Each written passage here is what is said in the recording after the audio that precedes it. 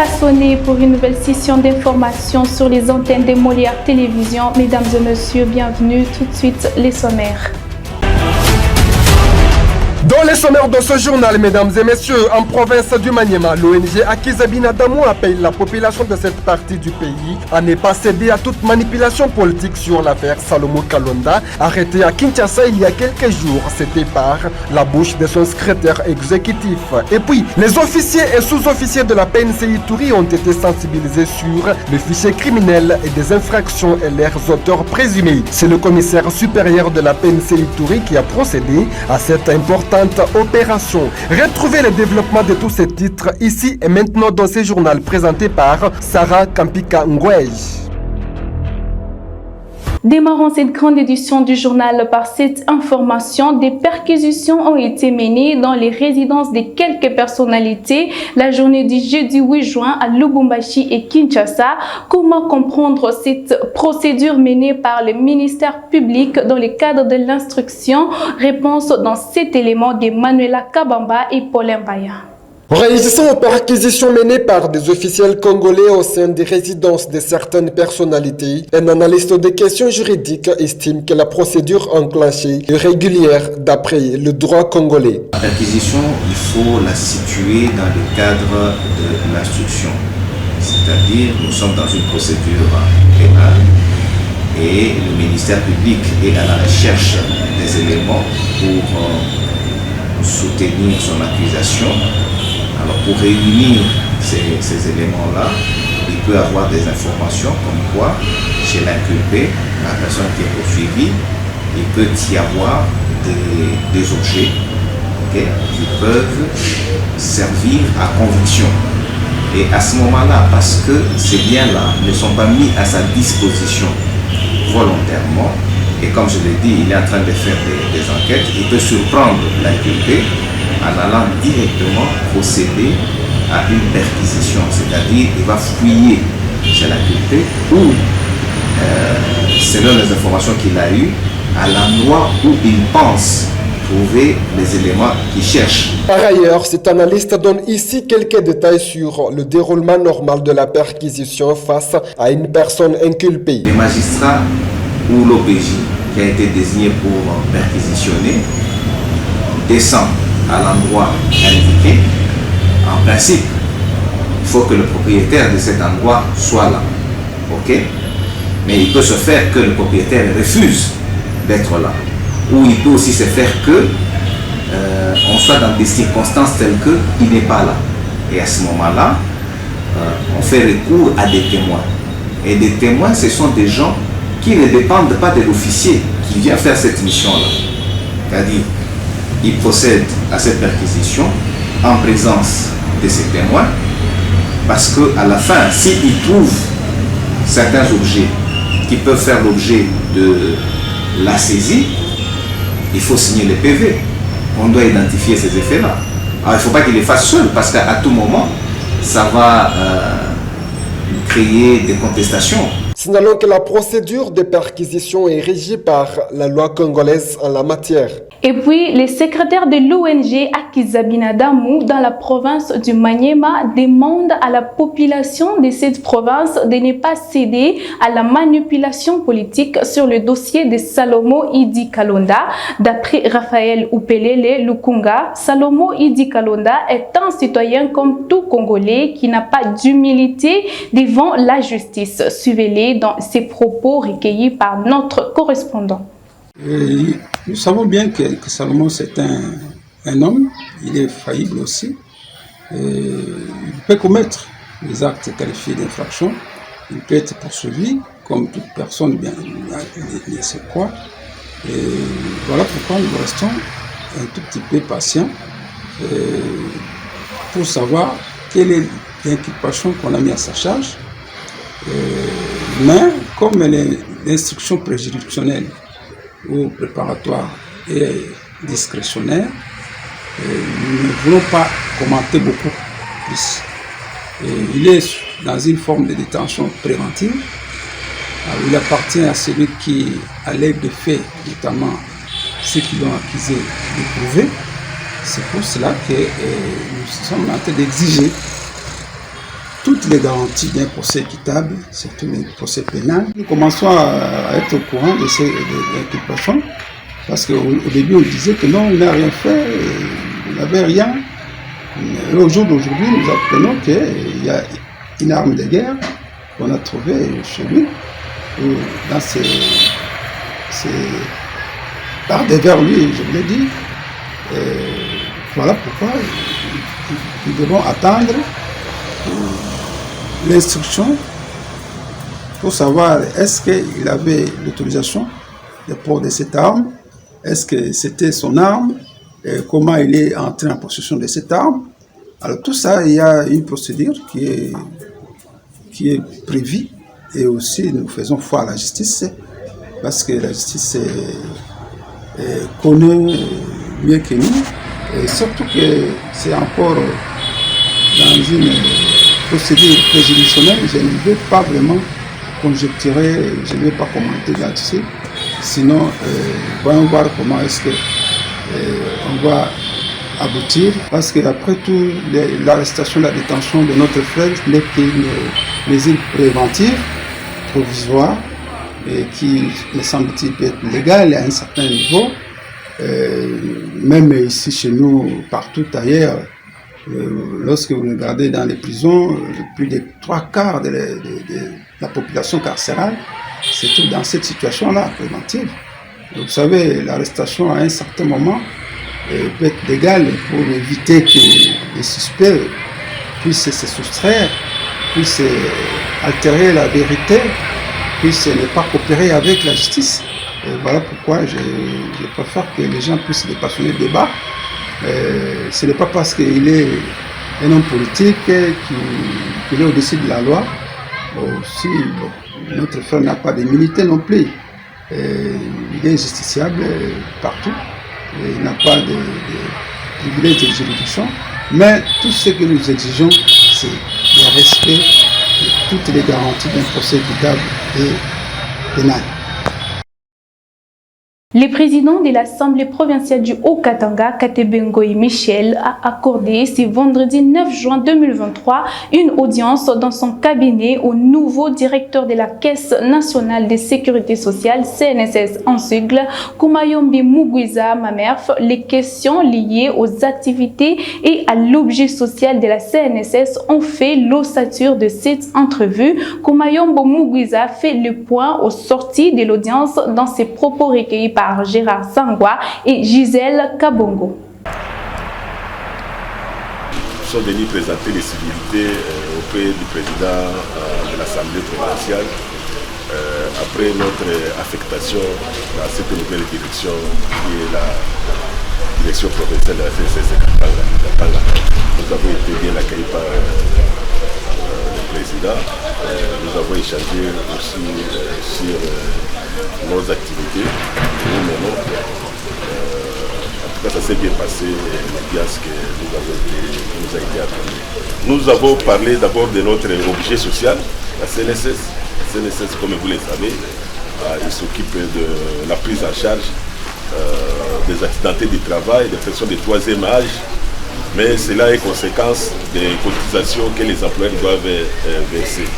Alors nous en avons profité pour, comme assemblée, d'être à nos côtés pour sensibiliser aussi ces employeurs à payer les cotisations pour l'intérêt de leurs travailleurs.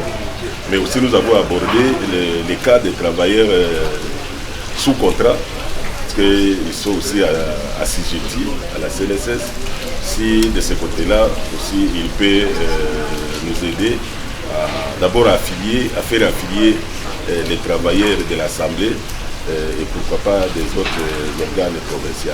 Les vice-gouverneurs de la province du Kasaï central sensibilisent plusieurs partenaires du secteur de la santé pour lutter contre la discrimination et la stigmatisation liée au VIH-Sida. L'activité a eu lieu jeudi 8 juin à l'Académie militaire de Kananga. C'est un reportage de Soleil Tumba Moufika.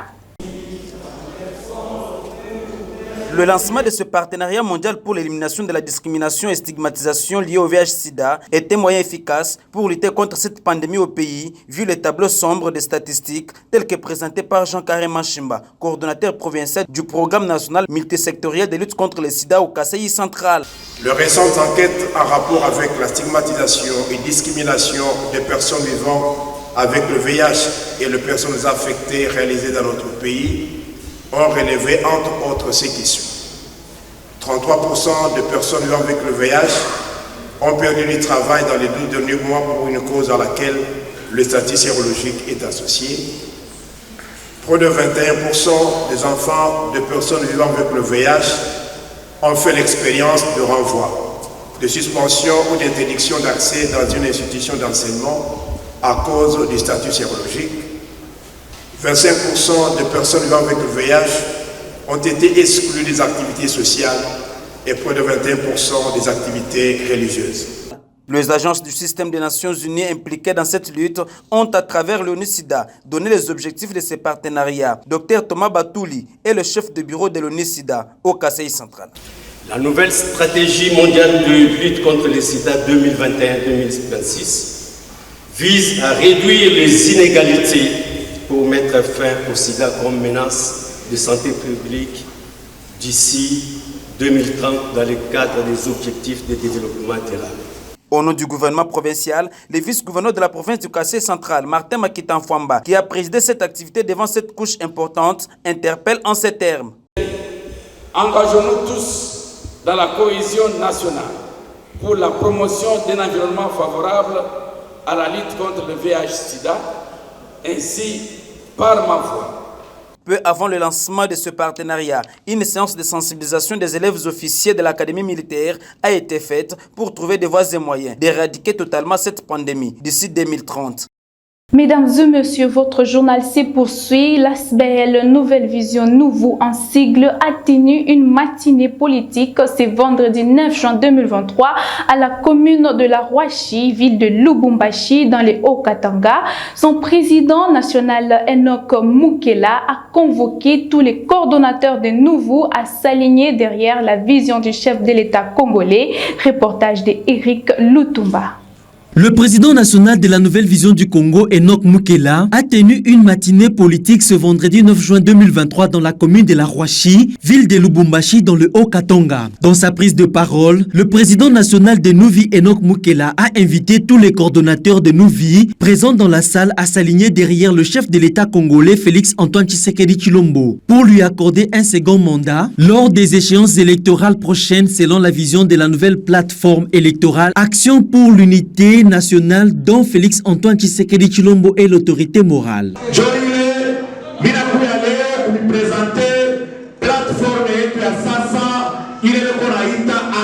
pour l'unité nationale. Na Action pour l'unité nationale, si tu parles du président de la République, Fatime. Dans une plateforme Action pour l'unité nationale, président de la République deuxième mandat. Tunajua depuis président arrivé au pouvoir, balimuleta manvita ya mingi. Mais chez la Congolais, vient tromper le président de la République, balimwambia que non, il faut organiser ma élection pour tenir constitutionnelle. Il a par la même occasion sensibilisé sa base à soutenir les candidats qui connaissent mieux leur contrée. Sensibilisation, il y a un chef de l'État. C'est pourquoi militaire ma coordination, Dieu a su discuter comment est-ce que tout a chef de l'État. 2023, na mimi taweka kichwa comme député provincial. Pamoja na mwebote 2023 hii maelection tutaigania Rouachi.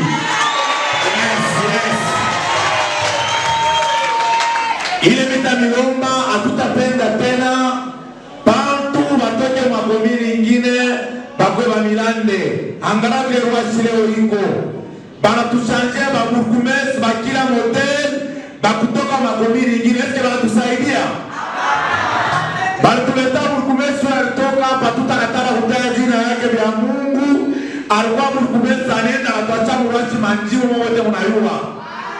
Leo hakuna development ya Rouachi, ni mtume unatuletea watu wala Rouachi. juu ya kuweka mtu hata mu quartier banawekaka chef de quartier ula anayua quartier yake bien. Le président national de Novi, Enoch Mukela, s'est donné à une séance chaleureuse de séparation avant de quitter la salle. Dans le cadre de la mise en œuvre de la troisième phase du programme d'appui à la réforme de la police, un atelier d'information, d'échange et de restitution dans la réussite du programme d'appui à la réforme de la police nationale congolaise était organisé le jeudi 8 juin 2023 à Bunia. La réforme du secteur de la sécurité s'est avérée indispensable dans l'appui de la mission régalienne de la PNC Ituri, reportage de Thierry Bahati Rafiki. Contribuer à la paix, à la sécurité et à la redynamisation de l'état des droits en améliorant la gouvernance, la protection des droits humains ainsi que la lutte contre l'impunité et à la corruption en RDC. Cheval de bataille du programme d'appui à la réforme de la police PARP 3 en sigle. Dans sa troisième phase de la mise en œuvre, ce vaste projet pluriannuel se veut une implication et un accompagnement remarquable. Toutes les parties prenantes dans l'exécution de son plan d'action qui vient redorer l'image de la police nationale congolaise en Ituri, comme explique Fatoumata Siara Diallo, chef d'équipe du Centre pour la gouvernance du secteur de la sécurité. Donc l'objectif était double. D'abord informer les parties prenantes de l'état de la mise en œuvre, mais de la manière dont le PARP 3 accompagne ce processus, mais également inviter les acteurs et les parties prenantes de ce processus d'apprendre à échanger, d'apprendre à collaborer ensemble, parce que il faudrait développer une dynamique au niveau des acteurs, parce que la sécurité des personnes n'est pas simplement la responsabilité des autorités, mais également des parties prenantes que les acteurs que je viens de citer, ils ont aussi une part de responsabilité dans ce processus-là. Les médias jouant un rôle clé dans l'exécution de ces vastes programmes sont conviés à un traitement professionnel et responsable des sujets liés à la réforme de la police. Maintenant, pourquoi les organisations de la société civile et des médias? C'est parce qu'également les organisations de la société civile et des médias, d'une part, représentent les populations, les communautés, donc peuvent parler au nom des communautés. Donc, ces acteurs ont une responsabilité d'information, informer les populations de manière responsable sur le processus de la réforme, mais également une part de responsabilité d'engager un plaidoyer, mais aussi d'engager la redevabilité des acteurs de sécurité. Donc, ils peuvent demander des comptes par rapport à l'état de mise en œuvre de la réforme, par rapport à la responsabilité de la police, par rapport à la professionnalisation de la police. Donc voilà, sans aller trop dans les détails, certains des points que nous avons abordés durant cet atelier. Le programme d'appui à la réforme de la police est mis en œuvre par le consortium dirigé par l'Agence belge de développement et comprenant des ONG Congita et le Centre pour la gouvernance du secteur de la sécurité Genève sous le financement de l'Union européenne avec un budget de plus de 19 millions d'euros. Notons que c'est le commissaire provincial de la PNC Ituri, le commissaire divisionnaire Ngoy Sengilo Akio, qui a ouvert cette activité. Restons toujours dans le même chapitre. Les officiers et sous-officiers de la PNC Ituri ont été sensibilisés sur le fichier criminel des infractions constatées et auteurs présumés jeudi 8 juin 2023 à Bunia, en province de l'Ituri, pour le commissaire supérieur Kamala Nyembo. Suivez les reportages de Thierry Bahati Rafiki. L'installation et lancement officiel des fichiers criminels des infractions constatées et auteurs présumés à Aïlié ce jeudi 8 juin dans la salle des FEC en province de l'Ituri. Lancement opéré à présence des commissaires provinciaux adjoints judiciaires et police administrative, commandant commissariat urbain, territoriaux, unités, chef de département et service de la PNC Ituri. Le commissaire divisionnaire Ngoy Sengelo Akio déclare ouvert la dite cérémonie. Nous avons été choisis parmi les provinces pilotes. Donc l'Ituri, c'est une province pilote. L'Équateur, c'est une province pilote. Et Kasaï central à Chikapa. Mais l'idée, c'est de continuer, de s'approprier ce projet et d'installer ces fichiers partout à travers les 26 provinces, de manière à ce que l'OPJ qui se trouve à Bunia, l'OPJ qui se trouve à Mambasa, l'OPJ qui se trouve à Djougou, peut interroger les fichiers. Le fichier va retracer les éléments de quelqu'un qui a déjà tué à Popo Kabaka, quelqu'un qui a déjà tué à Ouvira. Voilà, déclarer les travaux ouverts. Je vous remercie. Quel est l'objectif de ces programmes tentatives de repose avec le commissaire supérieur Chamala Nyemboulissien, administrateur du fichier criminel national? L'objectif était de les sensibiliser après la mission de la formation des OPJ pour mettre en place la base des données de la délinquance nationale. Donc c'est un fichier criminel des infractions constatées aux terres présumées qui doit être alimenté par les OPJ et cette base de données doit être consultée par les OPJ. Donc nous sommes dans une phase d'extension. Après la mise en œuvre de cette base de données à Kinshasa, nous sommes en train de l'étendre dans les 3 provinces qui sont l'Équateur, les Kasaï et la province d'Ituri, précisément à Bunia. À l'occasion de cette cérémonie, UN Paul Monisco de Bunia a remis certains matériels à la police technique scientifique PTS en sigle pour la base des données.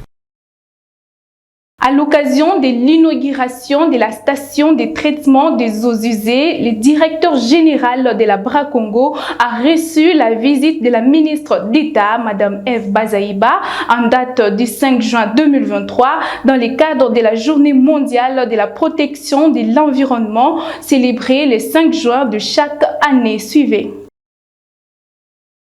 La société Brassicole Bra-Congo, par l'entremise de son directeur général, a reçu la ministre d'État de l'Environnement et du Développement durable, son Excellence Madame Eve Bazaïba, dans le cadre de la Journée mondiale de la protection de l'environnement en date du 5 juin, tel que défini par les Nations Unies. Madame Eve Bazaïba a inauguré la cérémonie de la station de traitement d'eau, un projet piloté par le département responsabilité société de l'entreprise. La Bra-Congo s'inscrit dans ce grand combat de préservation de l'environnement par l'eau en mettant sur pied un grand projet visant à construire une grande station de traitement d'eau d'une grande capacité dépassant le maximum de production d'eau.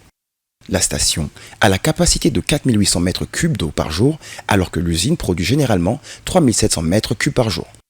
En résumé, la Bra-Congo exprime par cette volonté d'obtenir de cette station de traitement d'eau son souci de gagner le combat de la protection de l'environnement contre la pollution et sa destruction. Il s'y est de noter que cette technologie avancée est une première dans toute l'Afrique centrale, qu'elle est du moins capable de produire des biofines sous forme de boues chimiques pouvant servir d'engrais chimiques utilisables en agriculture, élevage et pisciculture, et que le traitement de ces eaux peut être réutilisé dans la fabrication de boissons alimentaires. Les non-paiements des factures forfaitaires par les abonnés de la Régie des eaux Katanga causent un handicap pour le fonctionnement de cette entreprise de l'État. C'est ce que nous dit le chef d'agence Lubumbashi 1, Mulongo Dieudonné, dans ses reportages. La persistance du refus de paiement des factures de consommation d'eau est un handicap pour le fonctionnement de la Régie des eaux SA à la direction provinciale de Katanga. C'est ainsi que Mulongo Dieudonné, chef d'agence de Lubumbashi 1, appelle ses abonnés au paiement de leurs arriérés. Selon lui, sur 2800 abonnés que compte son agence, seuls 1474 sont actifs. Notre source renchérit que cet état de choses pénalise le fonctionnement de son entreprise qui a la mission de satisfaire ses abonnés. La Régie des OSA accepte même le paiement échelonné de factures de consommation, à martelé Dieudonné Mulongo. Nous avons la mission principale, celle de donner de l'eau à un grand nombre de gens. C'est ça la mission qu'on a donnée à toute entreprise de distribution d'eau d'Afrique. Parce que le taux d'atteinte, ce qu'on appelle le taux d'atteinte, dans le taux d'atteinte en eau potable en Afrique, ce taux est tellement minime, même ici à Lubumbashi d'ailleurs, ici à Lubumbashi, le taux est tellement moindre. Et pour que je donne suffisamment de l'eau à tout le monde, j'ai besoin de moyens. Et la source la plus sûre, c'est le fruit de vente d'eau. Si ceux-là qui me doivent des factures peuvent me payer régulièrement tous. Même le peu d'eau que je leur donne là, parce que nous avons un slogan dans les eaux, peu d'eau pour tout le monde. Nous nous débrouillons pour donner de l'eau à tout le monde. Cette eau-là qu'ils reçoivent, si tous peuvent me payer à un délai réglementaire, je peux régulièrement m'investir ou contribuer avec mes ressources pour qu'on puisse donner de l'eau à beaucoup de gens. Et puis ils doivent aussi comprendre que pas seulement je dois donner de l'eau à beaucoup de gens, mais il m'est demandé, moi en tant qu'entreprise de distribution d'eau, de donner une eau de bonne qualité.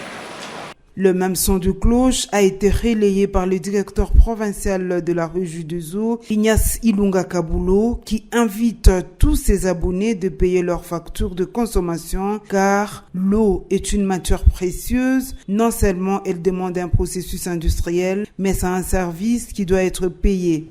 Et pour finir, chaque 9 juin de l'année, le monde célèbre la Journée internationale des archives. L'objectif de cette journée est de faire connaître les rôles des archives et valoriser leur travail. Suivez les commentaires de Manuela Kabamba. Le monde commémore la Journée internationale des archives est une initiative du Conseil international des archives en 2005 afin de faire connaître le rôle des archives et de valoriser leur travail. Elle a été choisie pour le 9 juin de chaque année dans sa session de 2005. L'UNESCO a proclamé une journée mondiale du patrimoine audiovisuel le 27 octobre, se limitant aux archives audiovisuelles. Afin de comprendre tout le type d'archives, le Conseil international des archives a décidé de lancer sa propre journée internationale des archives le 9 juin en référant à la date de la création de cette association, le 9 juin 1948. Chaque année, les archivistes et les institutions d'archives proposent plusieurs activités pour faire connaître leur profession et le patrimoine qu'ils gèrent, notamment portes ouvertes, forums de discussion, également sur les médias sociaux, partage d'images ou de documents d'archives. Pour ceux qui nous ont prises en cours de diffusion, voici les rappels des titres.